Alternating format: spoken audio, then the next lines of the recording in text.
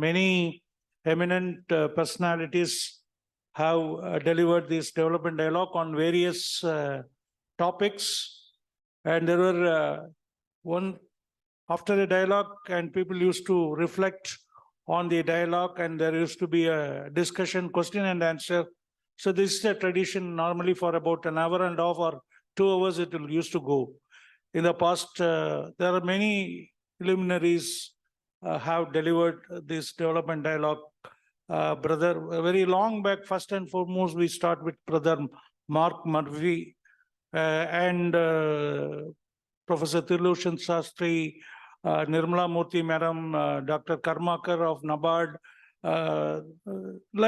Then last time it is Dr. K. Satyagopal, National Green Tribunal Mission, the member of National Green Tribunal, Tamil Nadu. He talked about CRA techniques. Professor K. Palniswamy, Dr. John Ambler on our 10th Foundation Day.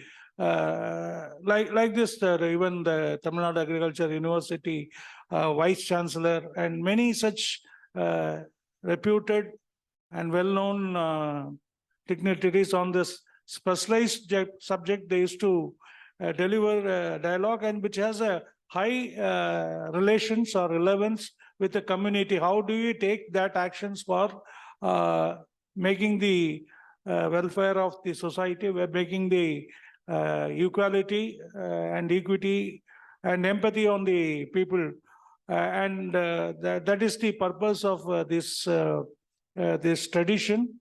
And today, in that tradition, we are going to have 27th Foundation Day Development Dialogue from two of our guest speakers. So I invite Mr. Dr. Madan Kumar to introduce and then start. It is going to be virtual this time, unlike the previous some of the editions. We had only during the time of Corona, we had a virtual with people talking. Our Nidhi Ayog, Amitabh Kant was delivering the development dialogue virtual, and then it was reflected by our Dr. Ajit Ranade, who is the present Vice Chancellor of Gokhale Institute of Politics and Economics, Pune. Then he was a Chief Economic Advisor in Aditya Birla Capital. So, except few such occasions, we normally used to have in-person and face-to-face thing. But today, with their busy schedule and other things, with our short request, they have kindly consented, and they now ready to offer the development dialogue virtually in a Zoom connection. And many of our Danites from other part of the state, this thing will be also getting linked, and then they will be also listening to it. So I'll ask Mr. Madan to introduce the speaker and take this forward. Over to Madan. Thank you, Guru. Today's Foundation Day dialogue has been scheduled in this manner. First, our Dr. DVR Sheshadri would talk on the crafting your life vision with values. Followed by that, reflections will be done by Dr. Sudarshan Iyengar on his talk. Followed by that reflection, we'll also have Dr. Sudarshan Iyengar talking about being and becoming as such. To just introduce about the profile of the speakers, actually both are ardent well-wishers of Dan Foundation. And DVR has been our mentor guide, and in terms of taking us and shaping our skills or knowledge in terms of writing case studies. And about Dr. DVR Sheshadri, Dr. DVR Sheshadri is a distinguished figure in academia and industry with expertise in B2B marketing, innovation, entrepreneurship, and intrapreneurship. He has taught diverse courses, including business to business, market management, and engaged in consulting for over 100 large corporations. Sheshadri co-authored influential books such as Innovation Management, Smartonomics for the Global Manager, and contributed to numerous case studies and journal articles. His research encompassing topics like value chain migration and entrepreneurship has garnered recognition. Currently, a professor and director at Indian School of Business, CBM, He champions value-driven leadership, and he is actively involved in NGOs emphasizing sustainability and societal impact. Our next distinguished reflector and also speaker, Dr. Sudarshan Iyengar, is a Gandhian economist and former Vice Chancellor of Gujarat Vidyapith Ahmedabad. He embodies the essence of being and becoming. He embraces the role of a social volunteer at heart. His illustrious career includes leadership roles at the Gujarat Institute of Development Research, Center for Social Studies in Surat, and a tenure as a distinguished chair professor at Gandhian Philosophy at IIT Mumbai. Dr. Iyengar, as a director of Gandhi Research Foundation, Jalgan, and trustee at Sabarmati Gandhi Ashram, is committed to Gandhi's legacy. His research delves into commons, natural resource development, non-governmental institutions, and Gandhian thought. With 70 papers, 8 books, and translated works like In the Footsteps of Mahatma, Dr. Iyengar continues his journey, now collaborating with Action Research in community health and development in Western India. He is also the chairman of our Reflection Publication Trust, Madurai. So here, this is a profile of the speaker. Now over to Dr. DVR Sheshadri to deliver his address on crafting your life mission with values. Sir, you can switch on your video. Yeah, you are seen, sir, by all the audience here. Thank you very much, sir, for your kind introduction. My pleasure and honor to be here. I'm actually at a very, very, very remote place, but I hope we will be able to navigate through this. Give me a minute to stabilize my setup.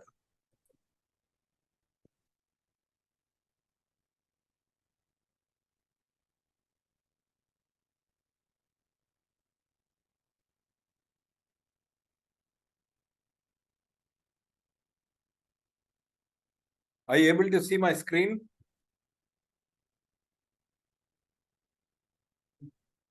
Can you see my screen, please? Hello? Yes, sir. Yeah, I You're can able- see, I think. Yeah. I can also see, Professor.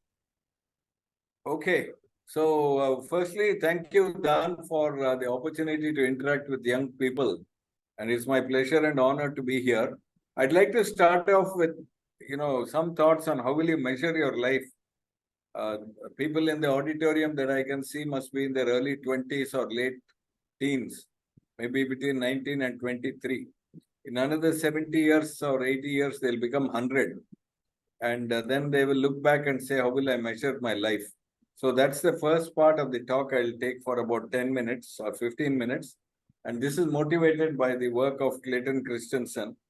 And after that, I will walk you through this whole idea of vision and how do you craft your vision that is consonant with the values that you have. Guru, are you able to hear me loud and clear? It's clear, sir. Okay, wonderful. Actually, it's a miracle that it's working here because I'm in one of the remotest parts of India, but that's the magic of the Indian telecom. Okay, so this must be clear to you, friends, that Maslow's hierarchy, which has been prevalent for more than 60 or 70 years or more, and it all starts off with the physiological needs: air, water, food, shelter, sleep, clothing, and reproduction. And then we have the next one: safety needs, personal security, employment, resources, health, and property. And then love and belonging. Once the first two are done, then love and belonging, friendship, intimacy, family, sense of connection. And then we move to esteem. When I go to work, am I respected by my colleagues, by the people I work with, by the society? In your case, you're going to deal with large numbers of people in the society, especially the poorer communities. Then my own sense of self-esteem, status, recognition, strength, and freedom. And the last is self-actualization, which is the desire to become most that one can become. So this is the broad way, and all of us are moving on this pyramid. And basically it's an upward climb, but you will be surprised at the number of people who probably have first two, but are struggling with the third one: love and belonging, that there is no intimacy, family is in a mess, or a sense of connection with the world. And also the self-esteem and other things might be taking a hit. Forget about self-actualization, that is still very far away. So I suspect that most of us on this call would probably have crossed these physiological needs, air, water, that is, you have a reasonably clean air to breathe. Imagine you're sitting in some very polluted thing like a Shivakasi factory all day and night as the small innocent children, or the people who are working in cobalt mines in Bolivia or someplace like that. And their life is hell. Those who are working in lithium mines in Bolivia and cobalt, I think, is in the Republic of Congo. There, even the physiological needs may not be there. Even I would say that the people who are cutting stone and marble polishing and marble chiseling in Makrana in Rajasthan and all, their lives are pretty miserable actually. That there is hardly any of these things that we take for granted. And forget about this personal security, employment, resources, health, and property. But I think on this call, most of us would be at least well on our way to meet these three and these two. And then the love and belonging will hopefully follow. And then with the good work that you do at Dan, I suspect that the respect, self-esteem, status, recognition, and so on would be also ensuing. Okay, so the question that I would like to pose to you, and that is motivated by Clayton Christensen, a very powerful thinker, is how can you find happiness in your career? Do you feel, how do you feel in your relationship with your closest relationship, like your, do you find your work meaningful? What are your needs to have a meaningful existence? And how much money do you actually need to fulfill those needs? These are the basic questions that we have to ask. And then the first question that all of us will ask is how do we find fulfillment in our profession? This is a very, very, very important question. And those of you who are on this call, I think being part of the Dan ecosystem, is to be a little bit easier to answer than those who are blindly chasing money. So these are the two factors which are important. What are motivators? These are the things that wake you up in the morning, that give you a meaning to go to work with enthusiasm. And the hygiene factors are things like name, designation, money that I get, the perks, and all the things of symbols of so-called success. And a majority of human beings, and you'll find this disease largely in top MBA colleges, including IIMs and ISB and so on. They're just chasing the hygiene factors. They may not really worry about or care about motivators. That is what keeps them going, what gives them meaning to their life and so on. That's a majority of humanity. And that's why many MBAs, after 2 or 3 years, they may be getting good money, but they find that there is no meaning in their life, and they keep changing jobs, hoping to find some meaning in the next job and so on. And some of them, of course, totally pivot out and then go and join some NGO or to start their own something which they find more meaning. The lucky rare are those who have high motivators. That is, they're able to really find meaning in their existence, and they also make some money. This might be people like Sachin Tendulkar or A.R. Rahman. And then the idealistic rare are people like Mr. Vasimalai and the top leadership of Dan, who are pursuing motivators a lot more and not worried too much about hygiene factors. And the question is, where do we want to be? And I'm assuming that since you're all part of the Dan ecosystem, you might be pushing more towards the motivators and not chasing money like a maniac, which many youngsters unfortunately today are chasing. This is a very sad reality. So where do you want to be? You have to ask yourself. And the fact that you've been sort of hitched your wagon to the Dan ecosystem suggests that you're pushing more on motivators and not so much worried about power position, the paraphernalia of so-called success, like a Mercedes car or a fancy house in Connaught Place in Delhi, or Kolaba in Bombay or some such place. You're quite happy with a decent house to live in, quite happy with a modest income, but you're more bothered about what is it that you are doing with your life, and that is the motivators. By the way, Guru, if you think that people have some question that they want to ask, I'll be happy to, because I don't have too much to talk about, and I can engage with questions now if they have any clarificatory questions. So friends, this is the very, very important thing that we have to get into our head. And unfortunately, as I said, bulk of the humanity, especially youngsters, those who have gone through some modest education in metros in India suffer from the disease of pushing for the hygiene factors. They may be only 21, but they want salaries of 40 lakhs, 50 lakhs, which are dream salaries. My father's salary at the time of retirement was about 2.5 lakhs per year. That was about 30 years back. But today, youngsters want to start with 30 lakhs. If you ask them what will they do with it, they don't have an answer. But their only basis of choosing a job is which one pays more. They're not bothered about what is the type of job, what type of company, and so on. And I'm saying that you people are quite lucky because you are sort of part of the DAN ecosystem where there are bigger questions and bigger issues related to the meaning of life that are taught to you during the curriculum. And therefore, you might be pushing more on motivators. Of course, you need some money to carry on your life, but that will come reasonable, provided we don't keep chasing our desires and wants, but more our needs. What do we need? I mean, in the context of Tamil Nadu, we need a nice breakfast in the morning with some 4 idlis, in the afternoon some sambar rice, and night some dosa. That's all, essentially. And then some way to commute, and you don't need a fancy car. In any case, somebody who is thinking about life will say, what do I do with a fancy car in a place like Madurai or Bangalore or Chennai? The average speed in Bangalore is 7 kilometers per hour, the road speed, average. So what will I do with some very powerful Mercedes car which can go at 200 kilometers per hour when the roads cannot take it? So, and people who are wise also say, why should I drive through that mad traffic? I can jolly well go by bus. There are Vajra bus, which is a nice, comfortable bus, and so on. So, I'm basically suggesting that there is need to think through some of these issues rather than to follow like a sheep what others are doing. So, this is something to think about. And the good thing is people like in Dan, basically, oops. Okay, this one I'm going to skip. What job does your spouse most needs out of you? Because I think most of you are not married. And then the other also I will skip about how do you find fulfillment in your relationship with children. And this also is not relevant to most of you. When you come to that stage, we can again connect. And I will give you some tips on that. Basically, from the ideas that Clayton Christensen, a very well-known professor at Harvard, has been talking about. The next one is how can you be sure to live a life of integrity? What that means is how do we make sure that we,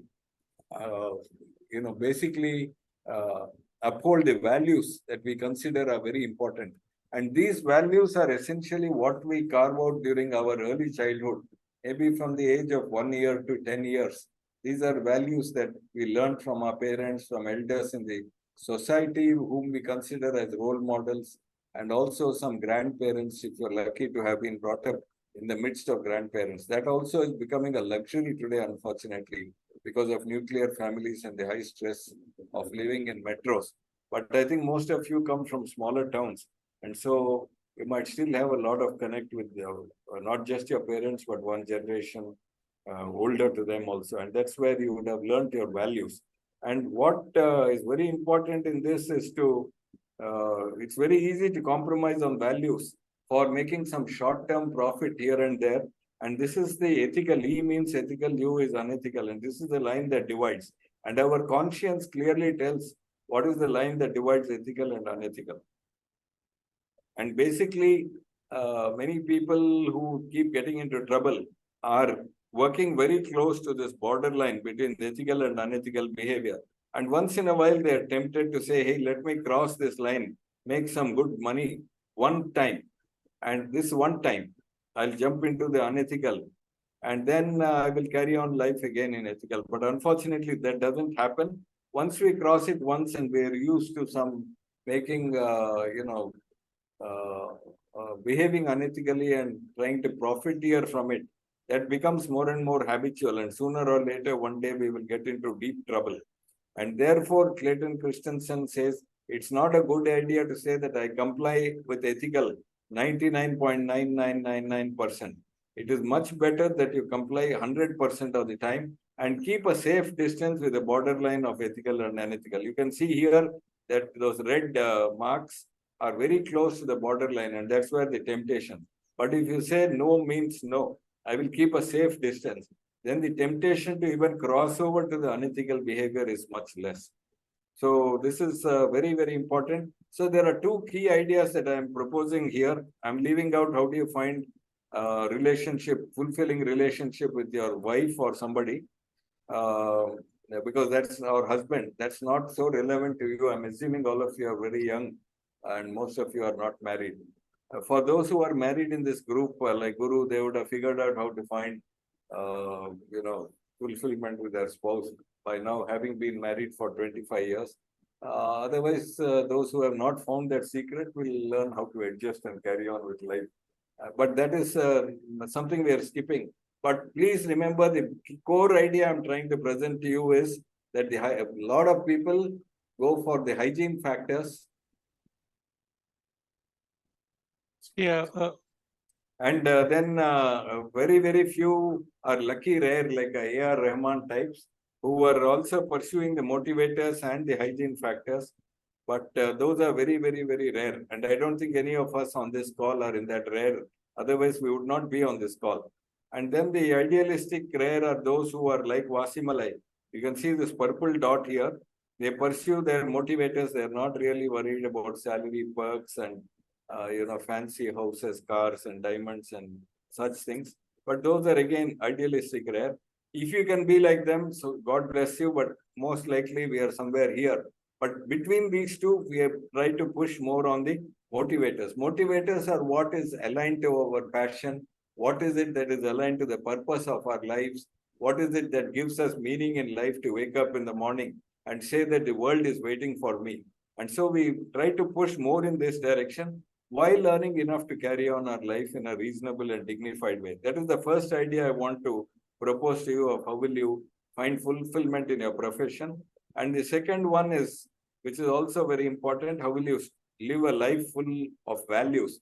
And there, please keep a safe distance. Don't come within kissing distance. If you take this as the line of control between India and Pakistan, then if you come very close to the line of control, you will find yourself in trouble from time to time. And here in this case, it's a line between ethical and unethical. And that crossing over can create a lot of problem. And therefore, the advice is, if you want to live a life of values, of course, first we have to define what are those values and keep safe distance away from them, away from this line, so that there is no temptation to cross over. Because once you cross over, the temptation to keep doing it again and again will only intensify. With this, I will close this, and maybe we have 2 minutes for some. So 100% compliance is much better than 99.99% compliance. I'm going to stop sharing the screen, and Guru, if you can orchestrate a way by which we can have some few questions, 1 or 2 questions, I'll be happy. And then I will switch to the other PPT, which I have on vision. Sure. In fact, it's a very very simple way he explained about by quoting Maslow's hierarchy of needs and motivation and hygienic factor, how you can define people. The majority of people want to have more hygiene factor and less of motivation. Great chunk of people there, and more high motivation and high hygiene factor, like he quoted A.R. Rahman. And the last one is the holistic motivation more and less on hygienic factor, like more perks, more comfortable life, more luxury, and those type of people. He cited our Vasi. And where do you treat the myth path where you want to be having motivation more and pulled away by the hygienic factor? So he has given that graph, and then which defines you? That is the question. What is your expectation of spouse and children out of you? And then how do you live with integrity between ethical and unethical thing? A thin line trains. Otherwise, if you are more unethical, you will land in jail. So how will you stay out of jail? By drawing a safe distance I am 99.99% ethical. Only sometimes I may have to cross this line to unethical. It is not that good by saying this. I want to give you a safe distance like this. Very, very philosophical and at the same time very elastic, which again what we are talking about, the new social order, which we had in our symposium, and the last 1 year we have been discussing how do you bring the new social order to bring transformation at the individual level, family level, and organization level. And it's also has a high relevance of our systematization, institutionalization. So can you, if you have any questions or clarification before going into the values part of the presentations, do you have any questions? 1 or 2 questions or clarification from the August participant? Maybe Madan can facilitate any questions or any doubt, any clarification. You are welcome.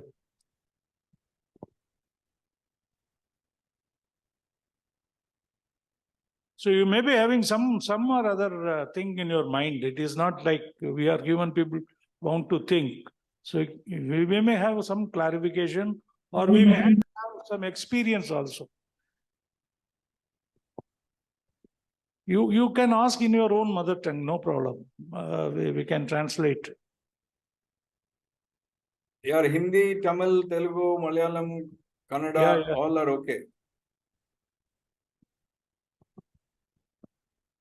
They are put slow, yeah. I do want to say one more thing. We are now living in a world of internet, and electronic footprints are being left everywhere. So you may think I'm doing this thing and nobody is watching, and this unethical thing I can get away with. But you can be damn sure that somewhere you're leaving electronic footprints, and that will come and haunt you some other time. When you're ready to take off in your career, that will haunt you, and that will be an end of your career and end of your dignified life. So we have to be extremely careful about this value system and guard it very, very carefully and diligently. Sir, one doubt I have. Introduce. Myself, Halil Rahman. I'm project executive of DAN. Today I got. So my doubt is that you mentioned that 99.9% and 100% from ethical and unethical.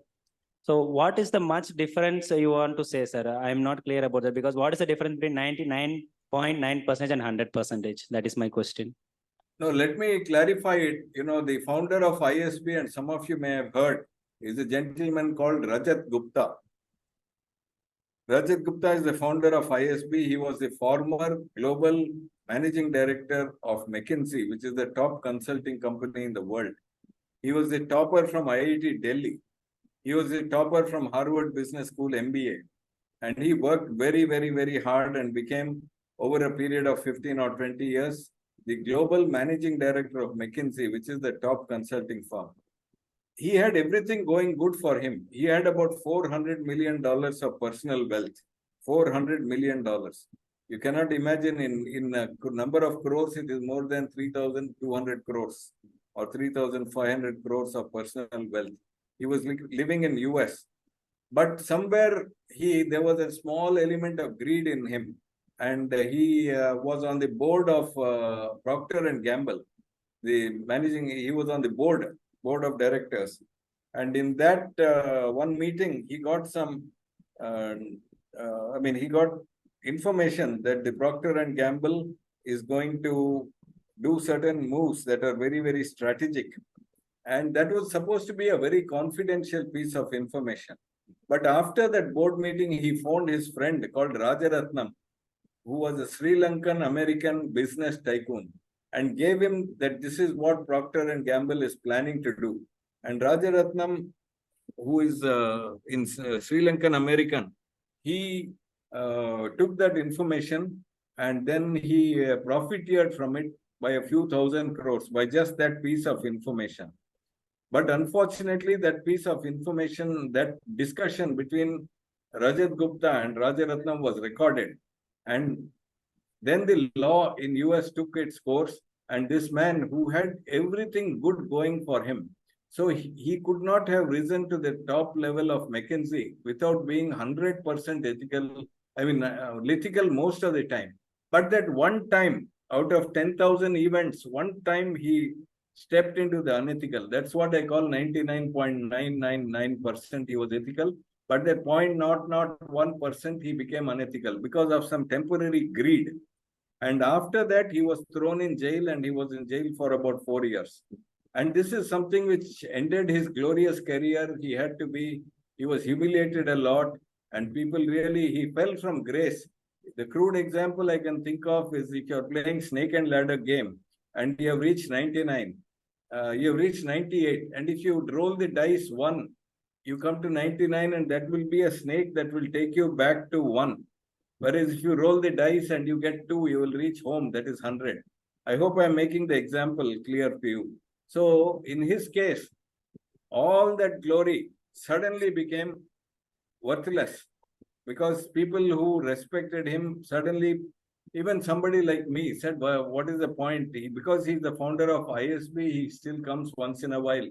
But there were many times an invitation to meet him, and I said, I'm not interested to meet him. Why should I meet him? So that is what I mean, 99.9999% he's honest and ethical, but that 0.001%, he became greedy, and that was the end of his career. Whereas somebody who says, I will be 100% ethical all the time. And the good example of that is Dr. M. Vishweswaraya. Some of you would be knowing he's supposed to be the genius engineer of India. And he was known for his incredible ethics. The people used to say that he used to carry in his pocket 2 pens. One pen was his private pen bought by his own money. This was about 60 or 80 years back. And another pen was the office pen. And in those days, there was ink that was not the ball pens that we use and throw. You had to fill the ink.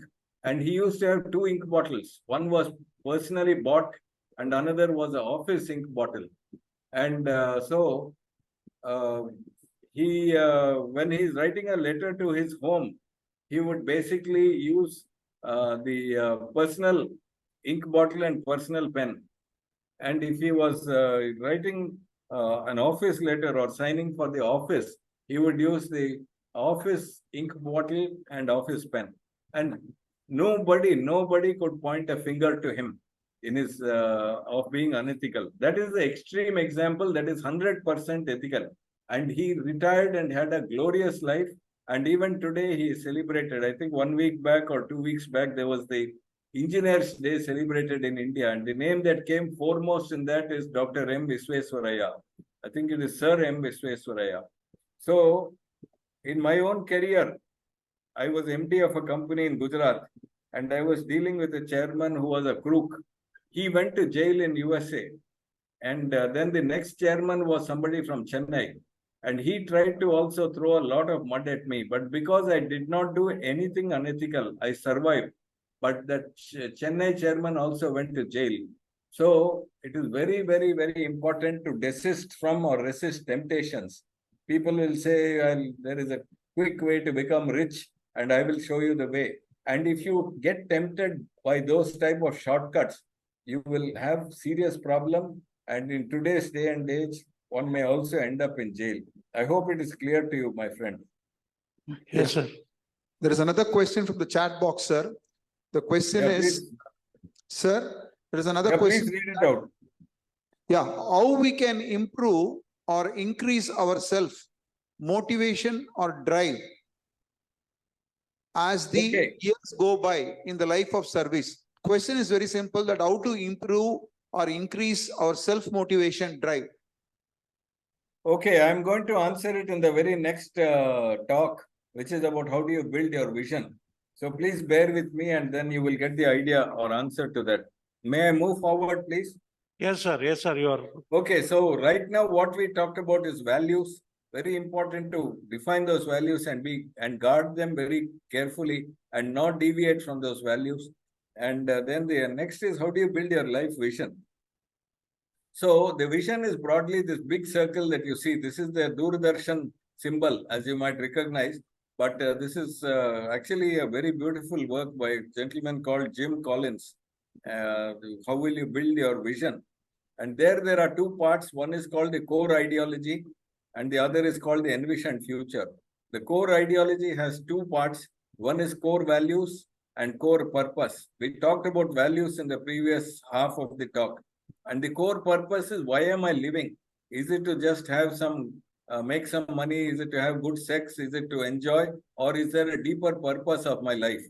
So these two are very, very important. And this is called the core ideology. And typically this core ideology does not change for a long, long time. Once you define it, it probably stays with you for the rest of your life. The next part is here, envision future, which lasts for 10 years or 15 years or something like that. And therefore you have the 10-year big, hairy, audacious goal. That is also called the mission, and the vivid description, which is one paragraph of what will that future be when you achieve this big, hairy, audacious goal, or BHAG. How will the life look like? So these are the two major components, core ideology and envision future. Within core ideology, there are two parts, core values, 4 or 5 core values that define you, and core purpose. What is the single one line by which you are alive? And if you die, what will happen to the world? For example, if Vasimalai ceases to work today, the world will be a very sad place, because he has, of course, with his top leadership, created Dan Foundation, which removes the tears of the poor people. So his core purpose is to work with poor people and bring them out of poverty. That is his personal core purpose, which also extends to Dan's core purpose. He also has a bunch of core values, and I'll come to that in a while. But this defines the person for the rest of his life. Whereas the envision future is like a hill. For the next 10 years, you will climb one hill. And after reaching the top of that hill, you will come and define the next hill to be crossed. So it's a series of peaks. And maybe in a 50-year career, you will have 4 or 5 major peaks that you will cross. So this envisioned future is something which gets redefined after you reach the goal for 10 years. You set a goal for 10 years. Once you're close to reaching that goal, you set the goal for the next 10 years. So in that sense, it's a moving target. So this whole thing is called the vision. And I would urge all the people on this call to build their life vision. And if you like, Guru, I can send you a lot of articles about how do you make your vision. And luckily, I myself wrote my vision about 20 years back. And that is what has kept me going for all these years, despite a lot of difficulties. So what does the vision do? No matter what the difficulties, challenges life throws at you, because you have a clear vision, you are able to get the energy to keep going forward. Okay, so the core ideology, there are 2 parts to the vision, the core ideology, which does not change, and the envisioned future, which changes once in 10 years or so. The core ideology defines what we stand for and why we exist. What we stand for are the core values, and why we exist is the core purpose. If I ask myself, what is the core purpose? My core purpose is to make young people to think about life and have a better quality of life. There are 2 parts to life. One is the quantity of life, which is more money, more cars, more houses, and so on. The other is quality of life. What am I doing with my life? And so on. So the core ideology defines what we stand for. That's our core values. And why are we here on this earth? What will the earth lose if I die today? So because I said that my core purpose is to work with young people to help them to have a better quality of life. If I die today, the world will not have a person who is working with young people to have a better quality of life. Then what is the envisioned future? That is this part. And this, as I said, changes once in 10 years. It doesn't change every day or every month or every quarter or every year. But you set it for 10 years or so. Envisioned future is what we aspire to become, to achieve, to create something that will require significant change and progress to attain. So just being what we are will not help us to achieve this envisioned future. We have to really stretch ourselves like a rubber band and really exert ourselves, and then we can have a chance of achieving our envisioned future. I'll go a little deeper into this. Core values are the essential and enduring tenets of the individual. So if I look at myself, I got this call to engage with Dan today's session, day before yesterday around this time, from Uma Rani. After that, of course, she had some injury, I'm told. And after that, Madan took over and started contacting me. And I told that I'm traveling and I'm going to be in one of the remotest parts of India. I'm not sure about the signal. But because this is not a selfish thing, I just hope that I would get the right signal. The higher power, you call it God, you call it divine intervention, whatever, for this half an hour has enabled me to get this connection. 1.5 hours before this call, I was not getting the connection. But because it is not a selfish thing, things just happen. So the core values are the essential and enduring tenets of an individual. And what are my core values? Integrity. That is what I say, what I talk, what I think are all the same. What I think, what I say, and what I do are all the same. The second one is learning and sharing. Whatever little I know, I will share with anybody. And I constantly try to learn. The third core value is compassion. Compassion means somebody is in a a weaker situation than me, more unfortunate situation. And my heart generally says, let me try and help that person. And the last core value is simplicity. Those in Dan know that. So these are defined who is DVR Seshadri. One is integrity, no gap between what I think, what I say, and what I do. Second one is learning and sharing. Third one is compassion. And fourth one is simplicity. That is all. That's all that defines me. And the values are so important to me that if somebody puts a gun on my head and says, I'm going to shoot you, you better compromise on the core values. I will say, please shoot, but I'm not going to compromise. And these core values have come to me through my parents, my grandparents, my upbringing. So as I said, between the age of 1 and 10, maybe I picked up these core values. I'd like to pause here for a minute for any questions. Virtual participants, any questions?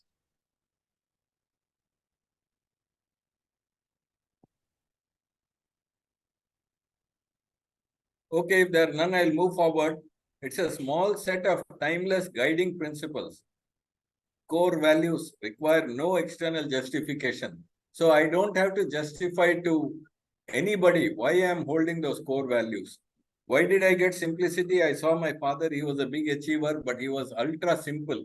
So that has become a core value. Why compassion? Because of dealing with organizations like Dan and talking to people like Wasimalai. And I found there are so many unfortunate people. I am a little fortunate. So why can't I use whatever little resources I have to help them? That is how compassion has come. And because I'm in the education field, I have to constantly learn. And because I'm learning, I'm willing to share. And the fourth one of integrity, no gap between what I think, what I say, and what I do, is also something that I have come up through my family. My family was very straightforward people, and they were not having some twisted logic and so on. So it was very simple to decode them. So that's why the integrity. Anyway, they have an intrinsic value and are important to the individual. Core values for an individual would last for their lifetime. So now I'm 66. These core values have been with me for the last 30 years, and they will be with me till I die. The next one is the purpose. Somebody asked, how do I get my purpose? The core purpose is the person's reason for being. Why do I exist? So what will the world lose if I die? That is what the core purpose suggests. In my case, the core purpose is to work with youngsters to help them to improve the quality of their life. An effective purpose reflects a person's idealistic motivation for doing the work. So why am I coming from a remote place on Gandhi Jayanti day when I have a lot of other work? Is because my core purpose is to work with youngsters to improve quality of life. So when Dan, which is a dear friend of mine as an organization, called me, I said, I will keep my other work aside because this is fitting with my core purpose. An effective core purpose reflects a person's idealistic motivation for doing my work. So it has nothing to do with money. Money is incidental. It may come, it may not come. The core purpose does not just describe the person's output. It captures the soul of the person. Purpose, which should last for a long time, at least 10 years. In your case, if you are setting a purpose, you may not have clarity for the next 80 years, but at least you can have clarity for the next 10 years.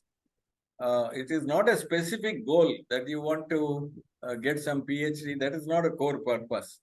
It is not a strategy that I should go and join Annamalai University to get a PhD, nothing of that sort. Because those things, goals and strategies may change many times in 10 years. Whereas you might achieve a goal or complete a strategy, you cannot fulfill a purpose. For example, in my case, the purpose is to work with youngsters to help them to improve the quality of their lives by making them think critically. And that is not going to be ever achieved, even at the time of my death. Even if I worked with 1 lakh students or youngsters, there is still millions more to be worked on, and I cannot achieve it. So the core purpose is like a guiding star. Forever it is pursued but never reached. That is very important. Whereas the goal can be achieved. That is a very key difference. Although purpose itself does not change, it does inspire change. I told you that core purpose is part of core ideology in that Doordarshan type of diagram. And that does not change at all. The very fact that a purpose can never be fully realized means that a person can never stop stimulating change and progress. Because once I have a purpose, it makes me to keep progressing, keep changing, keep improving. And therefore, if I have a core purpose that I cannot reach, but I'm only pursuing it for the rest of my life, I'm moving towards it, but never reaching the destination. So that causes me to continue to change and make progress. Okay, this is where we have completed the core ideology, which has two parts, the core value and core purpose. And so on this, any questions, we can stop for a minute, otherwise I'll carry on. So any questions to Professor DVR? I think very quick recap of what he said. The second part of thing, like on the values, how do you build your own individual vision on two things? One is it's a vision diagram, like what he said, like Doordarshan in those days used to come with a symbol. One is called core vision, or it's core ideology and core purpose.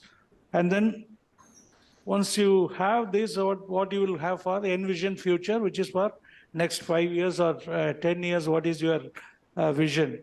So this, and he defined himself as his whole vision or value of his life is integrity, learning and sharing, compassion and simplicity. And his core purpose is to motivate youngsters through his learning and sharing.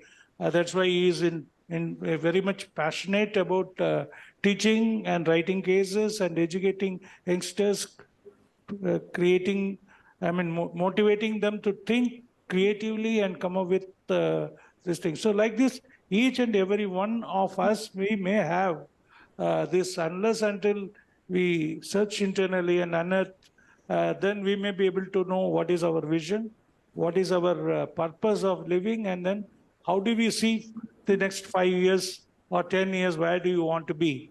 So that is what he so far very briefly he told. If on this, if you have any questions or anything other before he moves forward. Yes, sir. Sir, I can put a word, sir, about my some doubt or some clarification. Please go ahead. Yes, sir. Sir, my name is Vivekanandan, working closely with Dan Vivekanandan. Yeah. So see your these values and this core values, purpose, everything is okay. He But should. yeah, whether it's audible, my voice is audible. Yes, Very clear, very clear. Okay. So, but see, if you see the life of big people like Gandhiji or Swami Vivekananda or these people, so whatever you told, the values, this purpose of life, everything. So it is very easy to understand and to become. But personally, a person become an angry. So he's not fully perfect or hurting others. Even though you are very highly, philosophical and all these things. So these simple things are with little selfishness. These simple things, if we could not follow, then we could not get that real, but the real result, it again will come down to zero. That is my personal experience. I don't know True. whether. So somewhere we have to, control our enemies within us. We have 6 enemies, all of us. And in Indian philosophy, the enemies are called 6 of them, Shad Ripu, 6 enemies. The first is Kama, lust, desire for more and more enjoyment, entertainment, and so on. And many people get into trouble because of their inability to control the lust. For example, seeing another woman who is not their wife, they want to go and have sex, and many people get into trouble with that. The next one is Krodha, which is anger. Then Lobha, selfishness. Then Moha, delusion. I am a great guy. I am a graduate of IIT Madras. I am very clever compared to others. This is all nonsense. Because actually many people who are also listening to me might be cleverer than me. It is just that I got the right opportunities and somebody else who is cleverer may not have got those opportunities. That doesn't mean that he is any inferior or anything. Anyway, that is called Moha. That is delusion. Then there is Lobha Moha, Mada, arrogance. I am the greatest guy on earth, arrogance. And then the last one is Matsarya, which is jealousy. So we have to control these 6 enemies within us. Otherwise, all this just becomes theory. So it's a very good point that unless we are able to control Kama, which is lust, Krodha, which is anger, then Lobha, which is greed and selfishness, then Moha, which is delusion, and then Matsarya, which is jealousy, and Mada, which is arrogance or pride. Then if we have all those things, it is very difficult to really move on this journey. And therefore, it is very important as human beings to have a reflective mind. Every day, if there is some incident where I have talked harshly to somebody in the day, but that is not my true nature, but maybe the circumstances made me to talk harshly. In the night, I should quietly reflect. And that's why they advocate the idea of meditation. So in those quiet moments, you say what went wrong and then resolve that next time I'm not going to repeat this type of thing. So these are the type of a reflective mind is needed to come out of our weaknesses. All of us have weaknesses. And the idea of life is how do we grow out of those weaknesses and become very, very strong human beings who are role models to others. By the way, I hope I've also answered how will we Yes, get sir. our motivators. That is coming from the core purpose. And that core purpose has to be aligned with the mission, with the passion that we have. All of us are very passionate about 1 or 2 things. I am very passionate about teaching. And therefore, day before yesterday, I was teaching for 8 hours at Mohali. As I said, I'm 66. 8 hours of teaching at my age is not easy. But because of my passion, because of my purpose to work with young people to help them to have a better life, better quality of life, I give my best to that class. And 8 hours, although after the 8 hours I was tired, during those 8 hours, I felt very, very joyful. So the core purpose is coming from the passion. And passion we have to discover by ourselves. I will send after this some bunch of documents that Guru can circulate to all of you about the Okay. vision. And the Okay. envisioned future is something which is one line, the big, hairy, audacious goal, and the vivid description, which is 1 paragraph or so. Hey, Guru, Sure. can you tell me about how much time we have?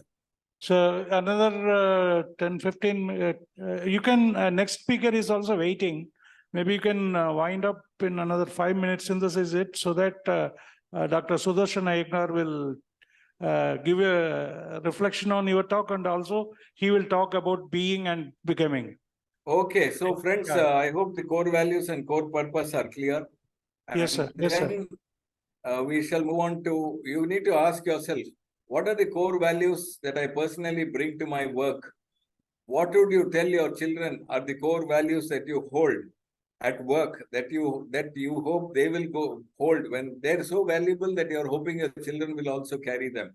If you work tomorrow morning with enough money to retire for the rest of your life, would you continue to live those core values? Even if I have enough money, would I live those values? Can you envision them as being valid for the next 100 years as they are today? So in my case, because the purpose is about working with youngsters and helping them to have a better quality of life. Actually, I told you I don't get tired while teaching. The other thing is I don't chase money at all. So this is a motivator for me.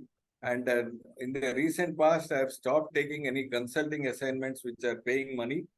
I've also stopped doing executive education at Indian School of Business, which pays a lot of money, because I want to have time to work with youngsters free of cost. So I engage with a lot of people and encourage them to have better quality of life.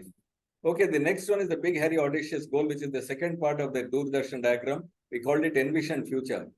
So that is also called the mission or a big, hairy, audacious goal. It is clear and compelling. It serves as a unifying focal point of my effort. It acts as a catalyst to push me into action. There is a clear finish line, as I told you, after 10 years, suppose I want to say, in 10 years, I will touch the lives of 50,000 youngsters and help them to improve the quality of their life. That has a finish line. But the purpose of working with youngsters to improve the quality of their life, that doesn't have a finish line. It's an ongoing thing. The big, hairy, audacious goal or mission engages people. It reaches out and grabs them to move forward towards higher levels of achievement.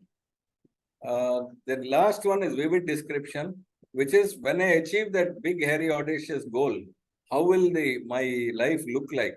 So it translates the vision from words into pictures of creating an image that people carry in their heads. It is a question of painting a picture with your words. A picture painting is essential to give more vividness. So I'll give you some two examples and let me just go straight to my own purpose. This is the vision that I wrote for myself, and this embodies whatever I talk to you. I am now ready to take stock of my situation and talk about how I will spend the. I wrote this about 20 years back. Then the broad goals for the next 22 years: intensify the spiritual journey. That is the primary purpose of my life. Continue to harness the potential God has given me by working with to be an exemplary faculty in top schools in the country. I intend to continue such paid assignments up to the age of 62, and after that taper it down. So because I had that vision by 62, I stopped working for money.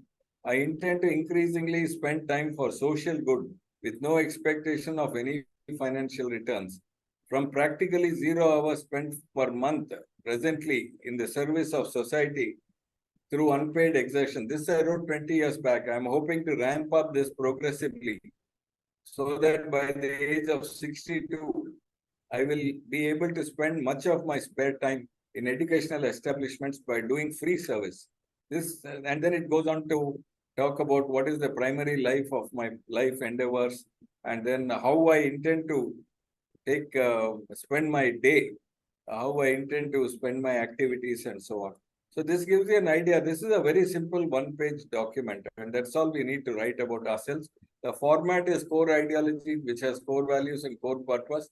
Envision future, big, hairy, audacious goal, which is just one line, and then the vivid description, which is one paragraph. Can I stop sharing, Guru? Yes, sir. Yes, sir. I think I'm pretty much done with it now. Yes, sir. Yes, sir. Thank you very much. And maybe now I invite Dr. Sudarshan Iyengar. Sir, are you on the line? You can reflect on what Dr. DVR presentation and on the crafting your life vision with values. Yes, sir. Over to Hey, Guru, Dr. I'm going to unmute myself and stop my video. Is that okay? Okay, sir. You can do it. Okay, sir. Over to Dr. Sudarshan. Thank you. Am I audible? Yes, sir. Now, my reflections and my presentations will combine because we have to economize on time. Incidentally, Professor Sheshadri has done a good help because both the themes, one way or the other, match. Now, therefore, I will take very few minutes to reflect, which actually is also the starting point of from being to becoming, which I will again use an illustration. And with that illustration, it will perhaps help you becoming clear what is the process of being to become. And let me hope that I do this in a relatively short. I know that most of you do not understand Hindi, but I am going to express something in Hindi, explain it so that you don't find it difficult. to actually precisely reflect on what Professor Sheshadri has said. One is the major point that you have actually a non-negotiating value in your life. And this to us comes from the samskara of our elders, not of past 2 years, but hundreds. Tulsidas, you must have heard, if you have not read, his dohas, couplets, one of the couplets talks about this. दया धर्म का मूल है, पाप मूल अभिमान, तुलसी दया न छांडिए, जब लगी घट में चढ़. One, myself with others, to my fellow beings, to the living beings. Tulsi says that the root or the main of the dharma that I have is compassion, which is daya. And he says that this is, if you have compassion, you will follow the dharma well. And if you are egotist, mada, as explained by ahankara, as explained by Professor Sheshadri, one of the Shadaripu's, that leads you to the papa. And therefore, Tulsi concludes that Tulsi daya na chandi, ever never give up this compassion, because and jab takil jab lagi ghat mein pran, till you are alive, the last day of your life, last minute of your life, don't give us this compassion. This is one non-negotiable value. Values are non-negotiable, as Professor Sheshadri has told us wonderfully. Two, Kabir comes in, and Kabir says, which is very simple, the simplicity of life is important. The other value which Professor Sheshadri draws from his father, which many of us have, which says, Kabir says, Godhan, Gajadhan, Vajidhan, or Ratan Dhan Khan. Go is cow, the wealth of cow, Gaja is elephant, Vaji is horse, and Ratan Dhan, jewels. Jab aa jaave santosh dhan, compared to all this wealth, when the wealth of santosham comes, santosh comes, sabadana bhuri savan, all other wealth is just like mud. Now this has been said 2-3 centuries ago. And the rare persons, the hygiene versus motivation. कबीरा खड़ा बाजार में सबकी मांग एक है. कबीरा खड़ा बाजार में लिए लकड़िया हाथ. Kabira is standing, Kabir says, I am standing in open with a stick in my hand, ready to march. जो घर पारे अपना चले हमारे साथ. The one who burns the house of oneself is entitled to come with me for this walk. Now, this is the rare category where Professor has put Vasimalai and people like him. Vasimalai is nearest, so his example. What is this business of burning home? You will say that, oh, this fellow is coming and saying that wherever I live, I have to burn. No. The hygiene factors are the ghar, which actually increases kama, krodha, mada, lobha, moha. Interesting. The hygiene factors also increase this. So, in short, I think Professor Sheshadri has told us wonderfully that in order to control the Shaduripus, the hygiene factors have to be brought down, and the journey is moving towards higher degrees of motivators. So with these 3 small couplets, I hope that I have been able to reinforce the essential message. You see, we have this tradition of informing the generations, the younger generations, with such poetry. It has an element of bhakti. What Professor Sheshadri has brought to us is the Jnana Yoga and Jnana Marga. And what I have been trying to bring to you is those who were on Bhakti Marga. Plenty of it is in South. Unfortunately, my life has been more towards the north side. So I'm like this. You will have to excuse me.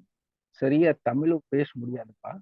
But sorry for that. But this is what is the essence. This is the Samskriti that we have across the country. So this is what I think we can explain in brief. The Jnana Yoga is important, not belittling. It helps. I am also saying that we also have a way of understanding, getting our samskara through the Bhakti Marga as well. So that in short is the combination of what Professor has done and what I have tried to do. Now, what is this being from being to become? Being to become has this message that we all are ever evolving persons. We continue to evolve till last day of our lives. If we stop that, then we are vegetating. We have to be very careful. I am going to use illustration of Mohandas. We call him Mohandas Karamchand Gandhi, Mahatma. But sometime I think we have done some injustice to all the young generation. I have also faced that. To present this character to us as an old man, the very image of his gives us a feeling of his being outdated. But he is evergreen because his life is from being becoming. Mohan had been a very ordinary boy. Some of these questions came, how do we really do this? What is the travel? The travel is, I would recommend, it's available in Tamil, Autobiography of Gandhi or Experiments, My Experiments. 2 to 3 illustrations or maybe a little few more to show how this being and becoming happened in one's life. An ordinary, timid boy, a shy boy, shy as a young, faced the world, and how he comes out of it. He has, through his capital, his personal capital, perhaps a samskara which came to him from his childhood, is his adhering to truth as a non-negotiable. Hinsa is understood by him while he is growing. But Satya, the truth, and therefore he calls his life story as experiments with truth. This is the quest, the purpose. Purpose for this boy, the core purpose for this boy has been the quest for truth. As he grows, he realizes that initially he considered God as truth. He placed truth with the level of God. As he went on living his life, experimenting in his life with this quest for truth, he realized and changed his premise to say that truth is God. And that truth is not the truth with capital T, that truth is God. And all of us, all our travel, the inner travel, the life travel and external travel is quest for this truth. And ultimately, the ultimate realization is the capital T truth. However, he is absolutely clear that his truth is not with capital T.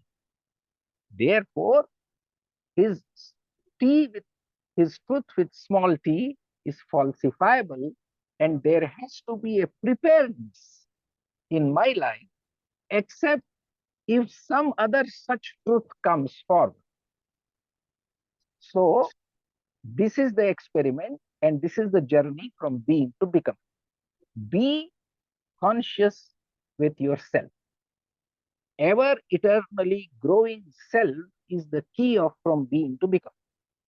Mohan, in the first year of high school, where an inspector of schools is trying to dictate 5 words in a English class, Mohan spells one word wrongly, and it is the teacher who is in the inspector's class shoos him and tells him that correct the spelling. Copy from the next boy. And Mohan thinks that teacher may say so, but I can't do it. So he does not. And then he gets scolded by the teacher as being dumb and idiot, but he is willing to accept that.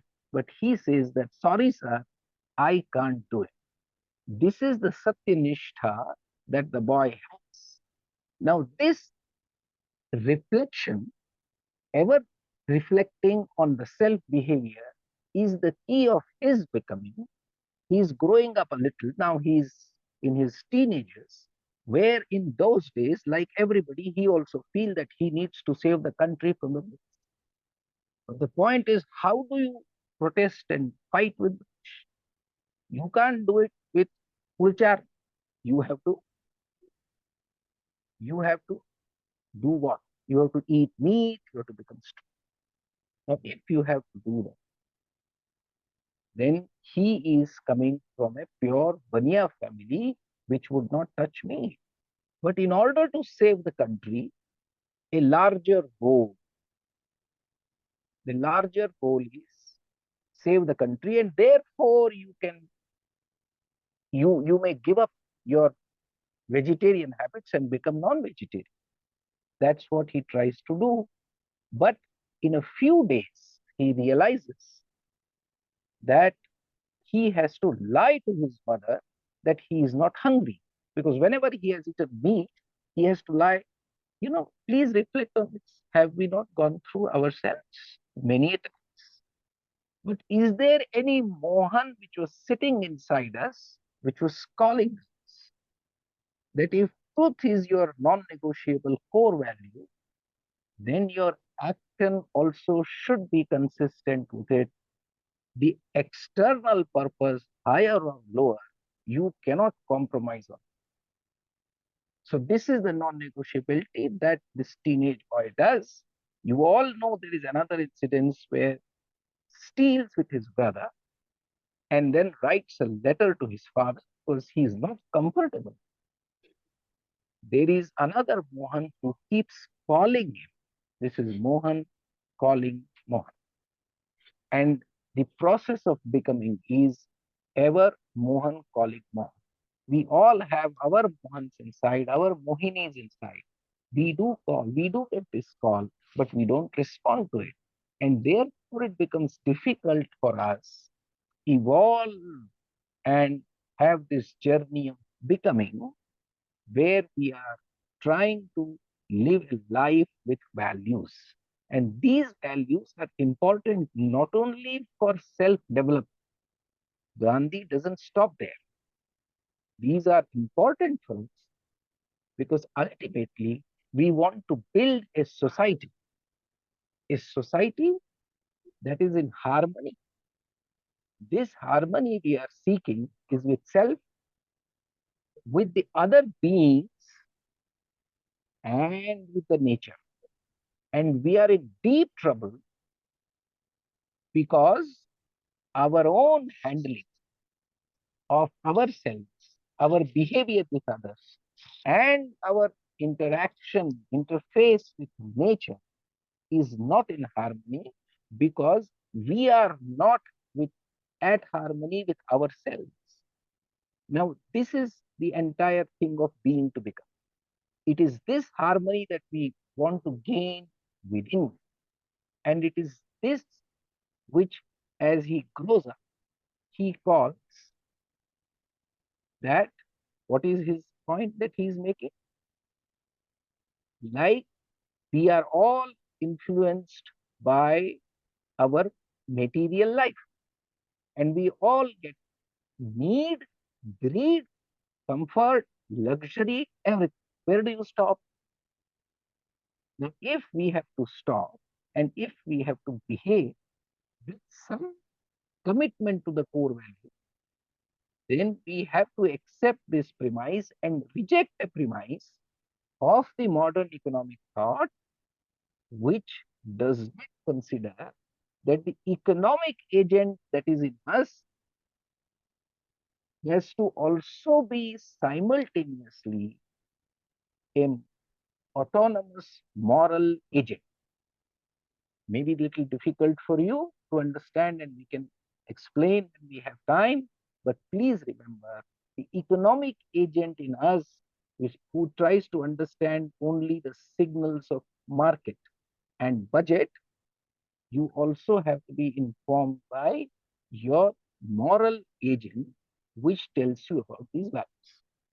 Now, since this is not the education that we get, and the education that we are given is you are a rational human being when you are an economic agent, therefore you will respond only to the budget constraints and the price signals. If you have gone this far, then you will understand that Gandhi's life really, which began as a boy and evolved even as a lawyer, now when he is facing the public life, and in this public life, the first experience that he has in South Africa is he is going to be thrown out of a train, and then he is reflecting. His reflection is like any other person. He takes this as an insult and thinks that if such an insult is happening to me, I should really go back and tell my client, Dada Abdullah, that sorry, I have not come to take insults, I'm going back. He immediately reflects and says, no, maybe I have given my commitment to my client and therefore I should complete my task and go. No, the third point he takes is that any person who has, any officer, the officer who has thrown me out has not done so because he hates Mohandas Karamchand, or because he doesn't even know. He has this because of the value that he carries, that he believes in this discrimination due to color. I am black, and so he thinks I am inferior. Now, this is something that if I am able to, I should sit here and try to change this. One.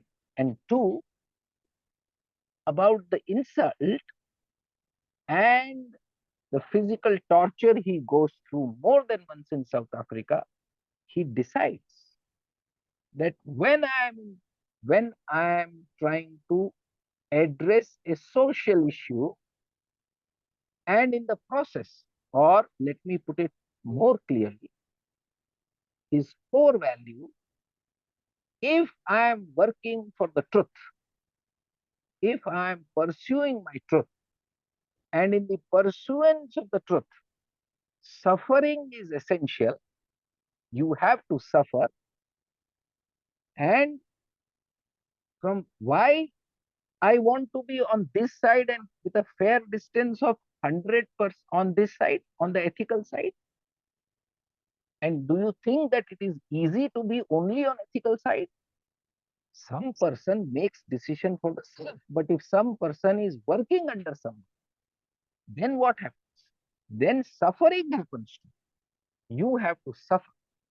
A good, honest person with integrity in bureaucracy, in police service, in administrative service is frequently transferred because he doesn't respond to the unethical calls given by the bosses. Now, this is bugging us a problem which seriously bugs us, those who are in rural development, all of us who are in the development field, we know that why is it that government expects us to do certain things which it cannot.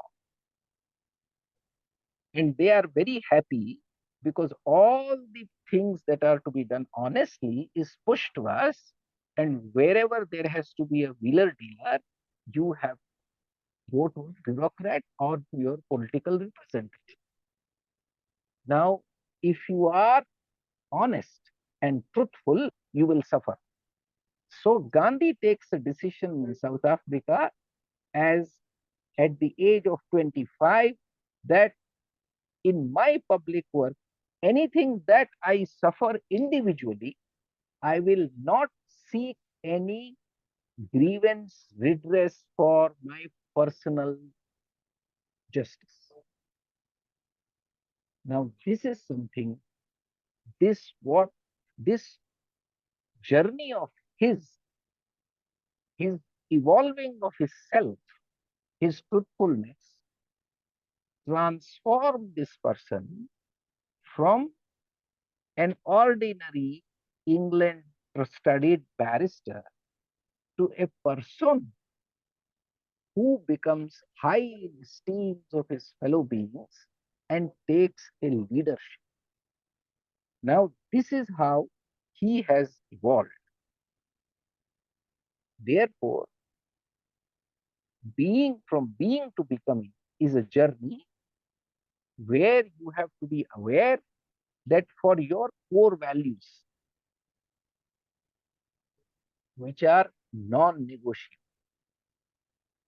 truth is non-negotiable, and the way of functioning being non-violent. Now, if I get into the detail that in the work in which we are involved, the way our economy is functioning, there is no direct or manifest violence. There is a lot of structural violence, and you don't even realize that you become part of that structural violence. And structural violence means the system is set up in this way. So, at an individual level, the tattva, the shashvata, eternal, is truth. And if truth is there, the value of integrity which Professor told us was at an individual level, you have to do it manasa vacha karma. By your manas, thinking, your vacha is vani, karma is your. So your action. So this is the tattva. When it comes to the tantra or the systems, then you have to try to change it with your own truth, and in doing so you will suffer. You will have you will have to bear, you have to be tolerating the suffering, and that's how you evolve. So this is how the journey of being becoming starts. Because once you do this, once you try to live with this kind of process of becoming, where you have your conscious calling you every time, which causes every time, and the failure is continuous. You have to be ever vigilant. So, in order to be on this path, I have to be doing constant Atma Nirikshan, observing myself, Atma Parikshan, testing myself, and Atma Shodhan, correcting myself. Gandhi tried to do this already. And he shows us by sharing these experiments openly. Have you ever found a person who actually opens up so much, his transparency is so high that he shares all the follies and failures of his in public? This also is the strength, because by doing so, he is being honest, truthful to himself and to others. You know, you had a question there to Professor saying that how do you do this? I can only tell you that it is very difficult. But somewhere you have to make a small step. Decide about your non-negotiable. That you will, these are not, what is non-negotiable? Where you will not negotiate that, okay, this much is okay, this much is not. No, it's not okay. It's non-negotiable. No negotiations on it.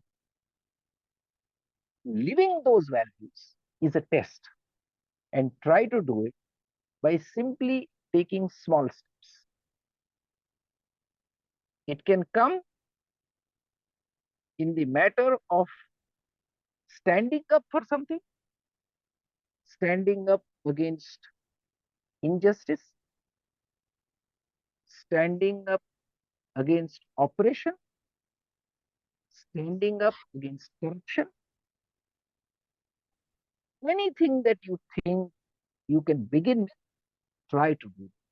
When you are living your life, standing up against temptations, you do that, and you will find that once you stand for your values, your struggle begins. You fight, you don't give up, and you grow within yourself. And believe me, that is the journey we all have to. Back of the mind, don't forget that it is possible only when you have less needs. Desire, want, acquisition, satisfaction, utility is all external. Happiness is something that you will get only by having certain way of living where you live with values that are non-negotiable. So I think there has been a journey of one person, and I'm only saying illustration of one person because it's very outstanding personality. It is difficult, but I would still recommend strongly that you should, whenever you are in doubt, he has umpteen number of occasions which he has shared in his story, that how he really went, what he went through, and how he came. So his journey of being, becoming, and incidentally, I am talking about this person because we have assembled here on October 2nd, and this person nobody can ignore. I mean, he has been understood in the whole world, and indeed so because of his this openness, quality, and his adherence to truth. So, in short, to me, the being from being to becoming is this journey. This is an illustration, and we have a lot to learn. And we have living examples very much in Mathura. You will find them in very ordinary persons. I will just give one small illustration and close my talk, and I'm open to questions. I live in a very small town, South Gujarat. I live among tribals and work there. So this person who was selling banana, I just asked him the price, and he said it's 40 rupees dozen. And I said that give me half a dozen. So he got 6 bananas, added one, and he gave me 7. I said, why are you giving me 7? I need only 6. He said, no, sir, I'm giving you 6 only. I do this, whosoever buys from me, half a dozen or 1 dozen, I give 1. Because I am not sure that by mistake, intentionally or unintentionally, whatever I give you, if one of the fruit is not good, then you should not feel that I cheated you. So I did this. He is a simple banana. He is selling banana on his card. He is not a rich man. He has a non-negotiable mandate. What kind of happiness he must be having? And please look around. You will find such things. This apparently the world's sight, they are very small, but they have non-negotiable values. So not only that we can learn from Gandhiji alone, We can learn from such as. Now, this is from being to being. He must be also traveling. His journey also is there. From his childhood, he also has understood world life. And he has formed now that he will do. And he is not doing out of any greed or anything. He just says that because that's my value, that my customer gets. And I can't, I mean, even unknowingly, I don't cheat only. So I have learned from that banana seller. So we all can do that and learn. So I wish very well to the Dan Foundation, and I would have been very happy to be part of this celebration physically. Again, as we all are occupied at many places, it has not been possible. But I congratulate the whole Dan Foundation team, Dan Foundation, for wonderful years that have passed and more wonderful years that are to come, and help people growing with happiness and sustain. Thank you very much.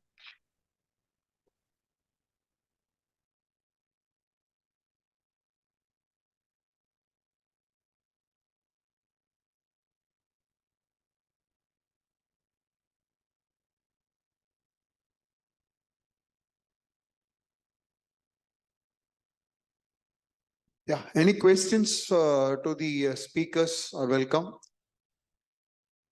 Any questions, please? There are a few questions in the chat box which has come. I'll just read out.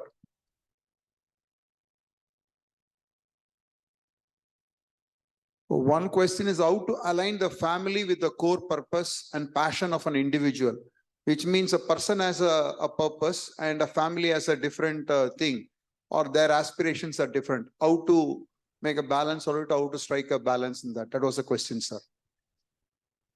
It's a wonderful question.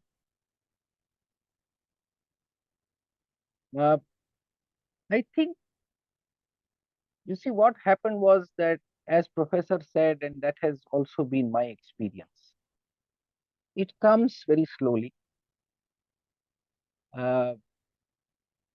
Professor said that, Professor Sheshadri said that his father was, I mean, he believed in simplicity. Incidentally, my father also, a civil engineer, believed in simplicity.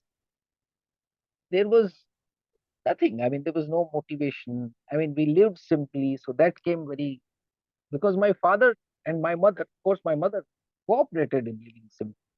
So it is mainly between the two persons who decide to come together and live. The only way to convince is by demonstration and love force. There cannot be order, there cannot be tyranny, there has to be love force. And love force works, demonstration works. So if you reflect in your own behavior continuously and you don't give it up, you have to be firm something. You have to be firm something.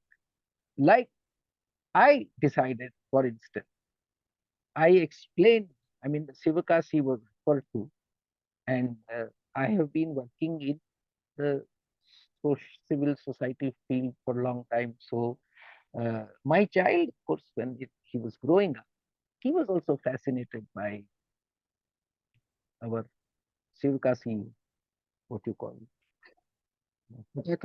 So firecrackers. So my child was also as fascinated by that. But to that young boy, I explained that this is how it is produced. Children like you and little elder to you, in bad conditions, they produce this. How can you help them? If you don't buy, then it will be okay, because then the industry will come down. So he could understand that he should not be using a product where children like him. Now, my wife found it difficult initially at many points, but slowly, as we lived on, it was understood that the life is this. So it takes time, sir. It takes time. So, but it will happen. You see, the point is that it has to be done through heart. And that is the love. There are many, many other ways of giving happiness to the family than providing material things. So my answer is, please keep trying.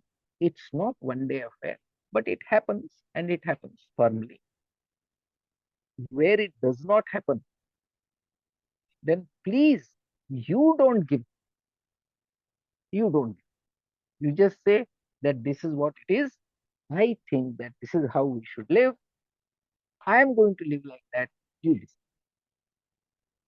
So when Dudabai was invited to the, Amritlal Thakkar, the Bombay civil engineer who became Gandhi's friend, in 1915, when Gandhi opened an ashram in Ahmedabad, Amritlal Thakkar sent a Dalit family to the ashram.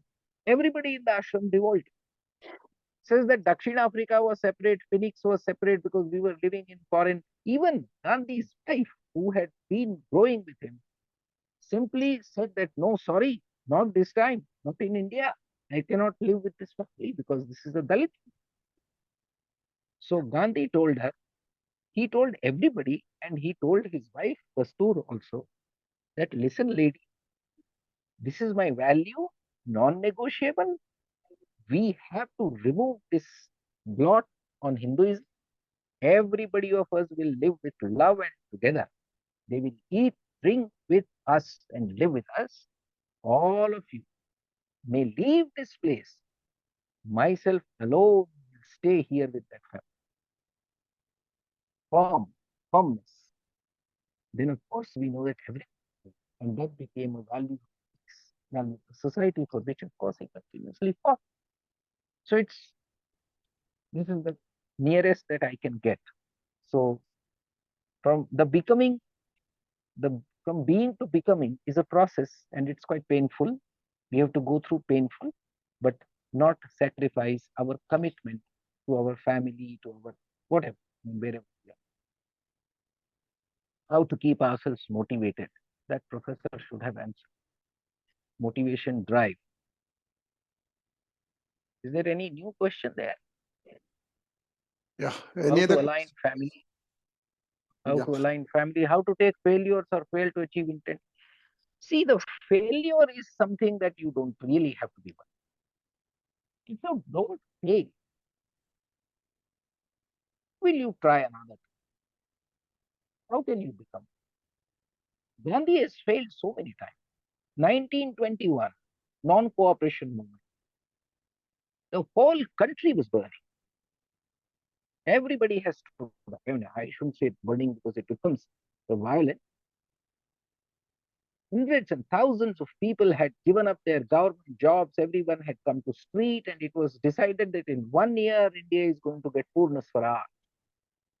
But one small incident happened in Gorakhpur in Uttar Pradesh, in a place called Chauri Chaura.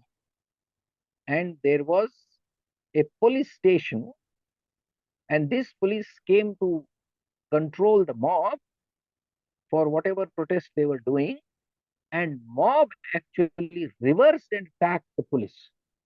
So police ran for its life, and they went inside the police station and locked themselves in, and people set fire to the police station.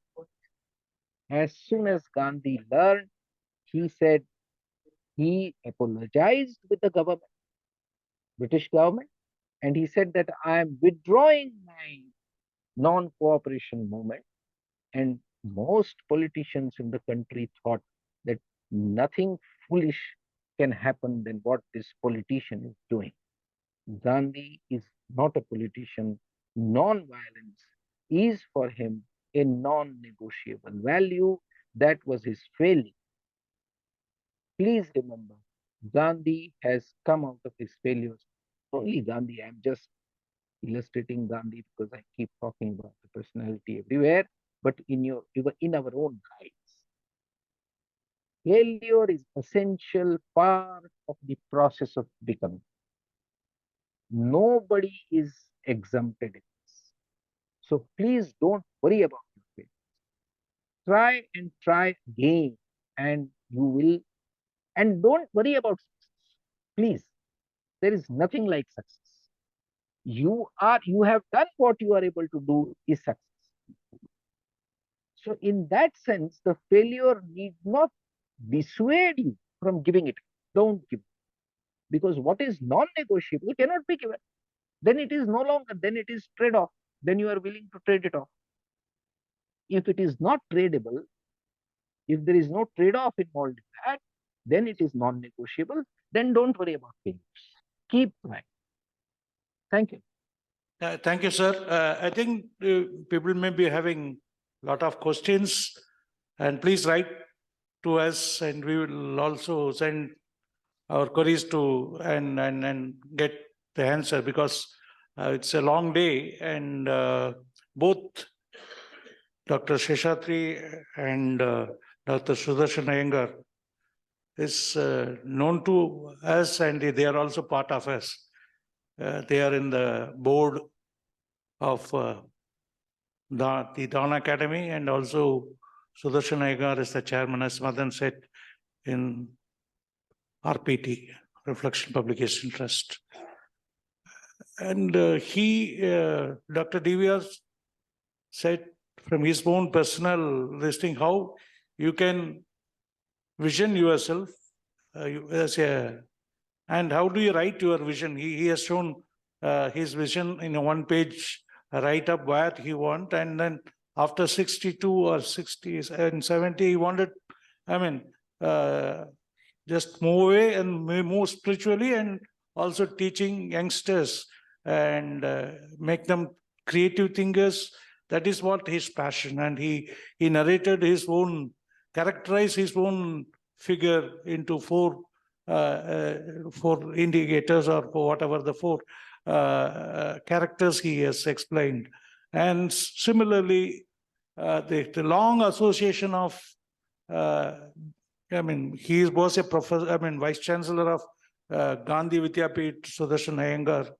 The whole life of Gandhi is all in his soul and this thing. And then he is able to showcase Gandhi as an example of how being and becoming.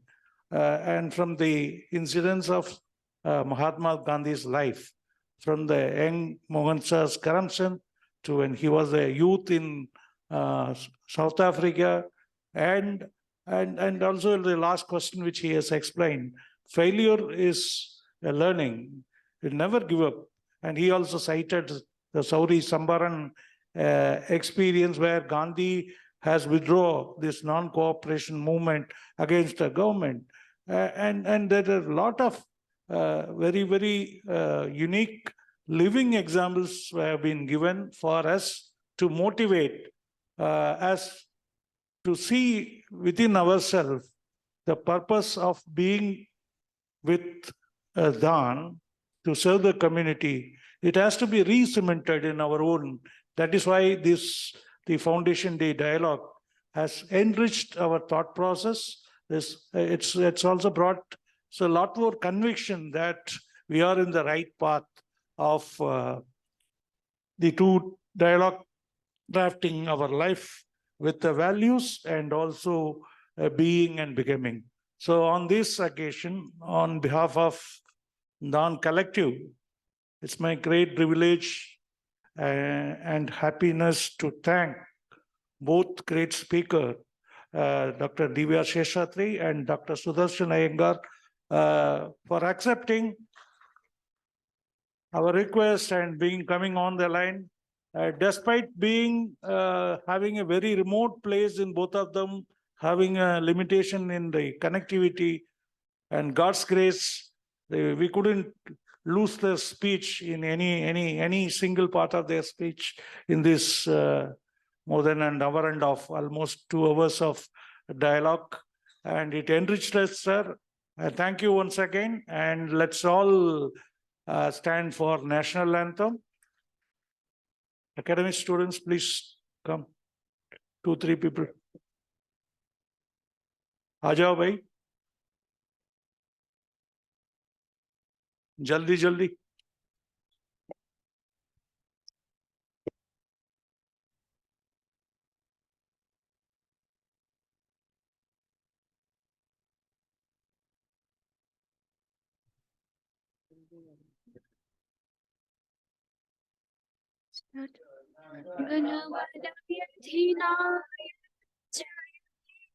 Bharat भाग्य विधाता पंजाब सिंधु गुजरात मराठा द्राविड़ उत्कल बंग बिंद हिमाचल जमुना उच्चल जलधि तरंग तब शुभ नामे जागे तब शुभ आशीष मागे गाहे तब जय गाथा जन गण मंगल जय भारत भाग्य विधाता जय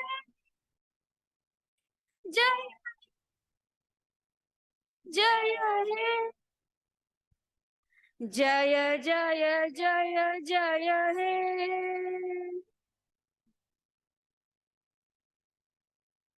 Thank you, and high tea is arranged. Please have the high tea and then, thank you very much.